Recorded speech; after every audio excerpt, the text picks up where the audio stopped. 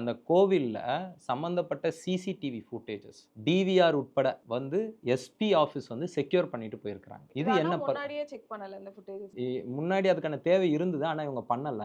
அதுக்கு அடுத்து இவங்க ஏன் இப்ப பண்றாங்கன்னா, அந்த நகை காணாம போனதுக்காக இல்ல. ஏன்னா அந்த கோவிலுக்கு வந்து இந்த நபர கூட்டு வந்திருக்காங்க. இப்ப ம். நாளைக்கு நாங்க கூட்டிட்டே வரலன்னு சொல்லுவாங்க. சோ இப்ப அந்த பிரச்சனை நடந்ததா இல்லையான்றத பார்க்கறதுக்காக சிசிடிவி செக் பண்ணல. சிசிடிவி இந்த என்ன ஆதாரங்கள செய்யறது? கலைக்கிறதுக்காக தான் இது பண்ணிருக்காங்க. அதனால தான் நம்ம சொல்றோம், இந்த எஸ்பி, டிஎஸ்பி, இன்ஸ்பெக்டர் இவங்க 3 பேரையும் கைது பண்ணணும். காரணம் என்னன்னா, 120 ஒரு கிரிமினல் கான்ஸ்பிரசி என்பது, ஒரு குற்றத்துக்கு உடந்தையாக இருத்தல் என்பது, குற்றம் புரிந்ததற்கு ஒப்பாக பார்க்கணும். இதுதான் உச்சநீதிமன்றத்தோட வழிகாட்டுதல்னு சொல்லுது. குற்றம் எக்ஸிக்யூட் பண்ணவரு, குற்றத்த செய்ய தூண்டுனவர், குற்றத்த செஞ்சவரு, குற்றம் செய்ய காரணமா இருந்தவரு, அதுக்கு கூட்டா உதவி செஞ்சவர். இவங்க எல்லாருக்குமே ஒரே தண்டனை தான் பொருந்தும். எஸ்பி வந்து டிவிஆர் எஸ்பி ஆஃபீஸ் வந்து டிவிஆர் எடுத்திருக்காங்க. அப்ப சாட்சிய கலைக்க முற்பட்டிருக்காங்க. இப்ப ஏதோ ஒரு வகையில இவருக்கு ஒரு இன்ட்ரெஸ்ட் இருந்திருக்கு இந்த வழக்கு. இப்ப அவரும் ஒரு குற்றவாளி.